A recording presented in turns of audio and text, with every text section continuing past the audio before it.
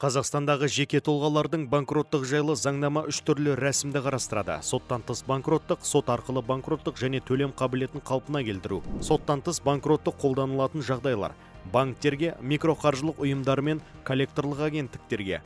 Борышының сомасы 1600 айлық есептік көрсеткіштен аспағанда, борышы 12 ай бойы өтелмесе, борышкердің меншігінде мүлік болмаса, қарыз берушімен реттеу процедурасы жүргізілсе, заңда ерекше жағдайлар қарастырылған. Атаулы әлеуметтік көмек алушыларға 12 ай бойы борышы өтелмеді деген санат қолданылмайды.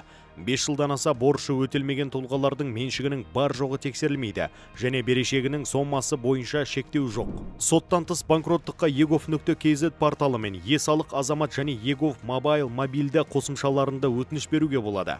Борышкердің банкроттық жайлы шешім электрондық үкіметтің веб-порталында көрсетіледі.